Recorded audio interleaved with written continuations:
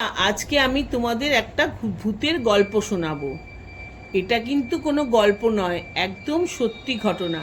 ছোটবেলায় আমার মায়ের মুখ থেকে শোনা। আমরা যখন ছোট ছিলাম, আমি দিদি বোন সবাই মিলে মায়ের কাছে খুব আবদার করতাম। যেই কারেন্ট চলে যেত, তখন তো ঘন ঘন কারেন্ট যেত, তোমরা জানো। তখনই মাকে বলতাম যে আর পড়তে ভালো লাগছে না, পড়াশুনো শিখে তুলে দিয়ে মাকে বলতাম গল্প বলো, ভূতের গল্প শুনবো। মার মামার বাড়ি বাংলাদেশে, সেখানে অনেক রকম ভূতের গল্প মা আমাদের শোনাতো। আর তখন কারেন্ট চলে যাওয়া মানেই ঘরে হ্যারিকেন জ্বলতো, টিম টিম করে আলো। আর মায়ের মুখে তখন ভূতের গল্প দারুণ লাগতো, একটা গা ছমছম করা ভাব। এইরকম এক সন্ধ্যাবেলায় মা আমাদের একটা গল্প বলতে শুরু করলো। মায়ের মামার বাড়ি ছিল বাংলাদেশের যশোর জেলায়।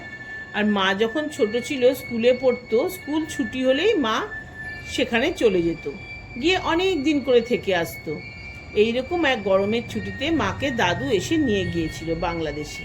মা ভীষণ খুশি, প্রায় মাসখানেক ওখানে থেকেছিল। সেরকম একদিন দুপুরবেলা মায়ের দাদু বলল, চল কবিতা, আমার মায়ের নাম কবিতা, চল কবিতা, আজকে হাট বসবে, হাটের থেকে তোর জন্য ভালো ভালো মাছ কিনে নিয়ে আসি। মা তো ভীষণ আনন্দ দাদুর কথা শুনে। মা ভীষণ মাছ খেতে ভালোবাসতো। মা আমাদের ছেড়ে চলে গেছে, প্রায় 3 বছর হয়ে গেল, কিন্তু এই সব ঘটনাগুলো ভীষণ মনে পড়ে এখনো। যাই হোক, মা তো হাটে যাওয়ার জন্য রেডি হয়ে গেল। মায়ের দাদু বলল, মাকে বেশি দেরি করিস না, সন্ধ্যের আগে কিন্তু বাড়ি ফিরতে হবে, কারণ রাস্তাটা খুব একটা ভালো নয়। এই বলে ওরা বেশ তাড়াতাড়ি বেরিয়ে পড়ল। কিন্তু হাটে এত জিনিস, ওসব দেখতে দেখতে এটা ওটা কিনতে কিনতে অনেকটাই দেরি হয়ে গেল। নাতনি তারপর এতদিন পর দাদুর বাড়ি এসেছে, তার বায়নার তো কোনো শেষ ছিল না। অনেক কিছু কেনাকাটা করে ফিরতে ফিরতে ওদের প্রায় সন্ধ্যা হয়ে গেল। দাদু তো মায়ের একটা হাত খুব শক্ত করে ধরে হন হন করে হেঁটে চলেছে, আর এক হাতে বাজারের ব্যাগ, তাতে ছিল অনেক ধরনের মাছ। এমন সময় ওরা একটা বটগাছের তলা দিয়ে যাচ্ছিল। কেবল মায়ের দাদু মাকে বলছে, চল তাড়াতাড়ি পা চালা, এই গাছের তলাটা একদম ভালো নয়। এই কথা বলতে না বলতেই দাদুর মাছের ব্যাগটা কে যেন টানতে শুরু করে দিল। দাদু তো এগোতেই পারছিল না, বলছে সমানে বলছে, ছাড় ছাড় বলে দিচ্ছি, এরকম বলতে থাকলো। অথচ মা তাকিয়ে দেখে যে দাদু যে এরকম বলছে, কিন্তু কাউকেই তো দেখা যাচ্ছে না, কেউ তো নেই, অথচ ব্যাগটা কিন্তু টানছে। আর দাদু কার সাথে কথা বলছে সে মা কিছুই কিন্তু দেখতে পাচ্ছে না। এরকম অবস্থায় দাদু জোরে একটা হ্যাচকা টান দিয়ে ব্যাগটা কেড়ে নিয়ে মায়ের হাত ধরে প্রায় দৌড়তে দৌড়তে বাড়ি চলে এলো। এসেই দাদু তো ভীষণ হাঁপাচ্ছে। মায়ের ঠাকুমা দাদুকে জিজ্ঞেস করলো, কি হয়েছে, এরকম করছো কেন? তখন দাদু ঠাকুমাকে বলল, জানো, পোদ্দার বাড়ির বউটা আবার এসেছিল, আমার মাছের ব্যাগ টানাটানি করছিল। তখন ঠাকুমা তো খুব রেগে গেল, গিয়ে বলছে, ওর ওই কাজ, যেই বাজারে যাবে মাছ কিনবে তারই ব্যাগ ধরে টানাটানি করবে। মা তো শুনে অবাক, কারণ মার চোখে তো কাউকেই সে দেখতে পায়নি। এবার ঠাকুমার খুব রেগে গজগজ করতে করতে মাছগুলোকে নিয়ে চলে গেল। গিয়ে মাছগুলো ভালো করে ধুয়ে নুন হলুদ মাখিয়ে কড়াইতে তেল দিয়ে ভাজতে শুরু করলো। সেই সময় মাছের যা স্বাদ, ভাজলেই গন্ধ যেন চারিদিকে ছড়িয়ে পড়ে। মা বসে বসে তখন হাটের থেকে কিনে আনা বাদাম কটকটি খাচ্ছিল, আর মাছ ভাজার গন্ধ প্রাণ ভরে নিচ্ছিল, আর মনে মনে ভাবছিল রাতের খাওয়াটা আজকে দারুণ জমবে। ও মা, এমন সময় হঠাৎ দেখে মা ঠাকুমা রান্নাঘরে খুব চিৎকার চেঁচামেচি করছে।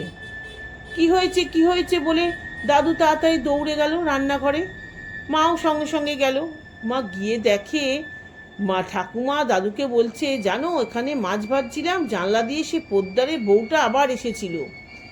সঙ্গে সঙ্গে মা দেখতে পেল যে একটা কেমন দমকা হাওয়া, যেন গা যেন শিউরে ওঠে, আর নাকে এলো একটা পচা দুর্গন্ধ। মায়ের ঠাকুমা তখন রেগে গিয়ে একটা ঝাঁটা নিয়ে দৌড়ে বাইরে বেরিয়ে গেল, যে তোর বিষ আজকে ঝেড়েই ছাড়বো, তুই কি শুরু করেছিস, যা এখান থেকে পালা শিগগিরই। ঠাকুমার ভীষণ সাহস ছিল, দাদু কিন্তু খুব ভয় পাচ্ছে, দাদু মাকে জড়িয়ে ধরে রয়েছে যাতে মা ভয় না পায়।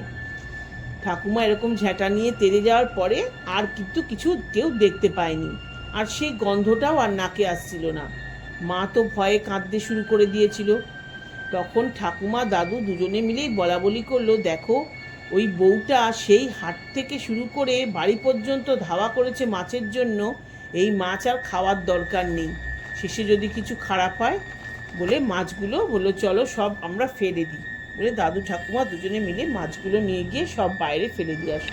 আসলে সেই সময় যারা অপঘাতে মারা যেত তাদের ঠিকমতো শ্রাদ্ধ শান্তি করা হতো না, সেই কারণেই হয়তো আত্মা ঘুরে বেড়াতো।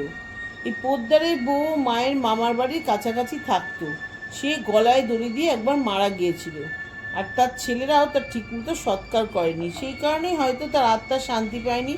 প্রায় ওখানকার মানুষরা বলতো যে পোদ্দারের বউকে দেখা গেছে। এরকম আরও অনেকেই এরকম অপঘাতে মরতো, তাদেরকে সবাই দেখতে পেত সেই সময়। বন্ধুরা, কেমন লাগলো গল্পটা বলো। একদম সত্য ঘটনা। এমন ভৌতিক সত্য ঘটনা তোমাদেরও যদি জানা থাকে জানিও। ভালো লাগলে লাইক, কমেন্ট, সাবস্ক্রাইব করে দিও।